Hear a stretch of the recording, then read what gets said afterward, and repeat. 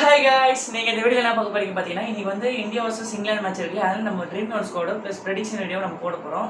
இன்னைக்கு வந்து நம்மளோட கருத்துக்கள்லாம் கூட சொல்ல போகிறோம்.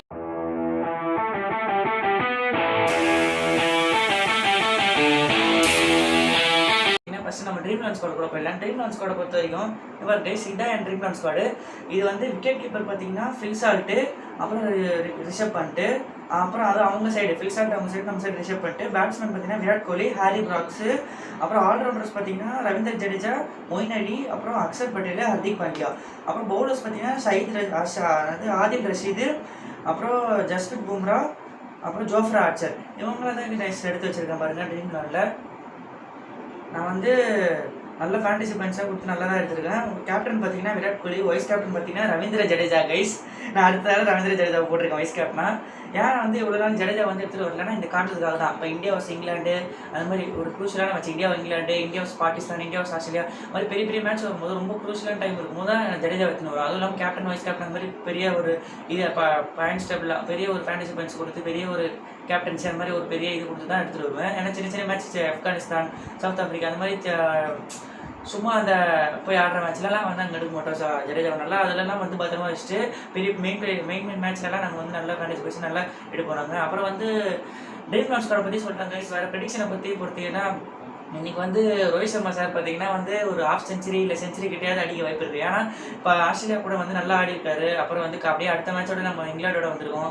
இங்கிலாண்டோட கொஞ்சம் ட்ரை பண்ணலாம். ஆனால் வந்து ரோஹித் சர்மா சார் வந்து செஞ்சுரி அடிக்கலாம் கூட ஹாஃப் செஞ்சுரியாவது அடிச்சிருவார். அதை தவிர்த்து பார்த்தீங்கன்னா எனக்கு என்ன குறைன்னு பார்த்தீங்கன்னா, இப்போ நீங்கள் நிறைய பேர் கவனிச்சிருக்கீங்களா, இப்போ இந்தியன் மேட்ச் ஆடும்போது ஓப்பனிங்கில் வந்து ஃபஸ்ட் விக்கெட் போயிடுது. அந்த ஃபஸ்ட் விக்கெட் போகாமல் இருக்கிறதுக்கு என்ன பண்ணுறது பார்த்தீங்கன்னா, ஒன்று எஸ்எஸ்சி ஜெய்ஸ்வால், அப்படி இல்லைன்னா வந்து அபிஷேக் சர்மா, அப்படின்னா ருத்ராஜ் காடு, அப்படின்னா கேஎல் ராகுல். இந்த 4 பேரில் யாரும் ஒருத்தரை ஓப்பனிங் இறக்கணும். ரோஹித் சர்மாவோட இறக்கினா மட்டும் தான் பவர் பிளே முடியல நல்ல ஒரு ஸ்கோரும் கிடைக்கும். 10 ஓவர் முடித்துக்குள்ள நல்ல ஸ்கோர் கிடைக்கும். விக்கெட் விடாமல் ஆடுவாங்க. இந்த ரோஹித் சர்மா தான் இல்லை விராட் கோலி இவர் கேஎல் ராகுல் தான் வைடாக போட்டால் ஃபிளிக் ஷாட் அடிப்பார். ருத்ராஜ் காடு பார்த்தா சூப்பராக அடிப்பார், ஃப்ளாட்டாக 6 அடிப்பார். வேறு எஸ்எஸ்சி ஜெய்ஸ்வால் பார்த்தா சூப்பராக அடிப்பார். வேறு யார் இவர் அதாவது ஒரு பேட்ஸ்மேன் சொல்லியிருந்தேன், அது டக்குன்னு ஞாபகம் இல்லை. அதை தவிர்த்து 4 பேட்ஸ்மேன் சொல்லியிருந்தேன். 4 பிளேயர் எடுத்துகிட்டு இருந்தால் அது ஓப்பனிங் பஞ்சமே இருக்காது. அதில் நல்லா ஓப்பனிங் நல்லா கிராண்டான ஓப்பனிங் கிடைக்கும். இப்போ ஆஸ்திரேலியா எப்படி ஆடுறாங்க, இப்போ இங்கிலாந்து எப்படி, அந்த மாதிரி நல்லா ஓப்பனிங் வரணும்னா இந்த 4 பேர் சொன்னால 4 பிளேயரில் யாரோ ஒருத்தர் இல்லை 2 பேராவது ஓப்பனிங் இருக்கணும். 2 பேர்னா இந்த 2 பேர் ஆடணும். அப்படின்னா ஒருத்தர் இறக்குனா ரோஹித் சர்மாவோட இறக்கணும். அப்படி இறங்கினா நல்லா ஓப்பனிங் போகலாம். ஓப்பனிங் தான் ரொம்ப இது சொல்கிறேன். ஏன்னா ஓப்பனிங் தான் ஒன்றும் வரவே மாட்டேங்குது இந்தியாவுக்கு. அதை தவிர்த்து பார்த்தீங்கன்னா சிவன் துபே வந்து தப்பான டைமில் இறக்குறாங்க என்னை பொறுத்த வரைக்கும். ஏன்னா சிவன் துபே மிடில் ஓவரில் இல்லை ஃபர்ஸ்ட் 1 down 2 down அந்த மாதிரி இறக்கிறீங்க, தப்பு பண்ணுறீங்க.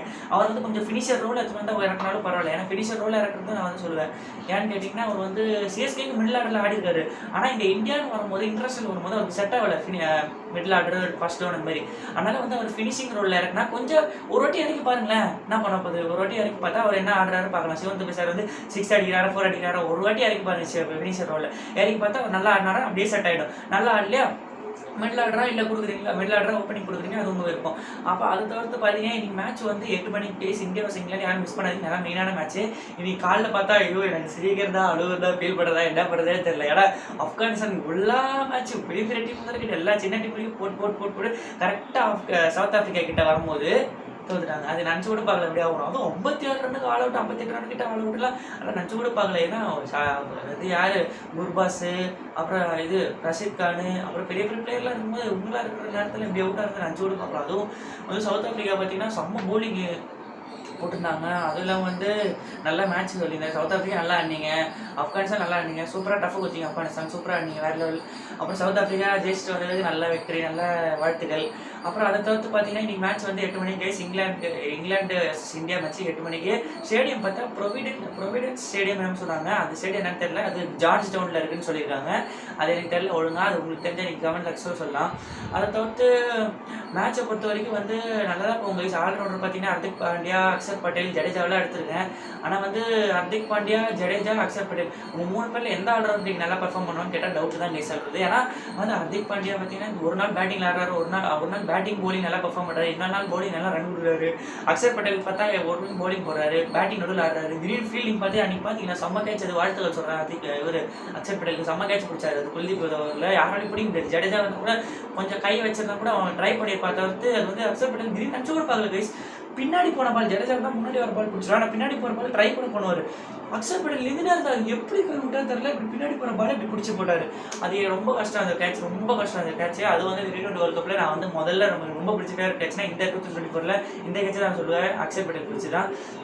அதை தவிர்த்து பார்த்தீங்கன்னா நீங்கள் வந்து வேற நீங்கள் பார்த்தீங்கன்னா ஜடேஜா பார்த்தீங்கன்னா பவுலிங் நல்லா போடுறாரு, ப்ளீஸ் பேட்டிங் கூட நல்லா பர்ஃபார்ம் பண்ணுறாரு.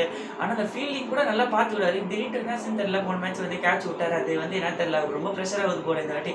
அதுவும் இல்லாமல் வயசானே வருது மனுஷன் பாவம், ஒரு என்ன பண்ண முடியும். அதனால் வந்து ரொம்ப ப்ரெஷர் ஆகுது. அதெல்லாம் வயசானே வருது. அதனால் வயசுலாம் ரொம்ப ஆகல, என்ன பண்ணுறது அந்த டைமில் வந்து ஒன்றும் பண்ண முடியாது. அதனால் இப்போ வந்து இந்த மேட்ச் வந்து கம்பேக் கொடுத்து நல்ல ஒரு பேட்டிங் ஒரு டைட்டாக வருவார்னு நினைக்கிறேன் ஜடேஜா. வாழ்த்துக்கள் ஜடேஜா, நீங்கள் வந்து நல்லா வரணும்.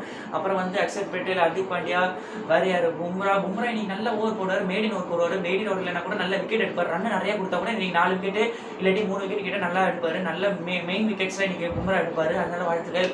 அதை தவிர்த்து பார்க்கணும்னா விராட் கோலி சார் வந்து இன்றைக்கி ஆடுவாரான்னு கூட டவுட். ஏன்னா ஆடி இது வந்து ஒழுங்காக வந்து ஆடுற மாதிரியே தெரியலங்க. இப்போ உள்ளே இறங்குறாருன்னு வச்சுக்குவோம், அவர் வந்து 1 டவுன் இல்லை 2 டவுன் கொடுத்தா இருக்கணும், சூரியகுமார் அந்த மாதிரி கொடுத்தே இருக்கணும். அதை விட்டு ஓப்பனிங் ஸ்லாட்டி இறங்கிறாரு, அதை வந்து ரொம்ப தப்பு பண்ணுறாரு. அந்த மாதிரி இறங்குறதால என்ன பிரச்சனைனா, அவர் வந்து 1 டவுன் 2 டவுன் ஆடி ஆர்சிபிக்கு ஆடி இந்தியாவுக்குலாம் பழைய மேட்ச்சில் ஆடி அப்படியே பழக்கமாயிட்டு இருக்கும். திடீர்னு ஓப்பனிங் இறங்கும்போது கொஞ்சம் இந்த ஒரு சீசன் இந்த ஒரு வேர்ல்டு கப் ஃபுல்லாக அவர் கொஞ்சம் டஃப் தான் ஆகும். அடுத்த வேர்ல்டு கப்பில் வேணால் ஓப்பனிங் வேணால் வந்து ஓரளவுக்கு ஆடுவார்னு நினைக்கிறேன். அதை வந்து ஓப்பனிங்கெலாம் பஞ்சமே இல்லை கைஸ். எல்லாம் என்ன பண்ணுறது தெரியல, இது வந்து என்னன்னு சொல்கிறது தெரியல. அதெல்லாம் நம்ம பேசக்கூடாது, அதில் ஒரு பாயிண்ட் ஆஃப் வியூ இருக்கட்டும். அதை தவிர்த்து நம்ம மேட்ச் வந்து இதோட நம்ம ப்ரெடிக்ஷன் வீடியோ பார்த்துட்டோம், மேட்ச் டீட்டெயில்ஸ் சொல்லிட்டோம், ப்ளஸ் வந்து ட்ரீம் லான்ச் கூட சொல்லிட்டா. இதோ நம்ம வந்து வீடியோவில் எதாவது மிஸ் பண்ணியிருந்தா நான் சொல்கிறது பண்ணுறேன், நீ கமெண்ட் செக்ஷனில் சொல்லலாம் கைஸ். அடுத்த என்ன வீடியோ வேணும்னு சொல்லிட்டு கமெண்ட் செக்ஷனில் சொல்லுங்கள். இதோட சைனிங் ஆஃப். தேங்க்யூ ஃபார் வாட்சிங். Bye guys.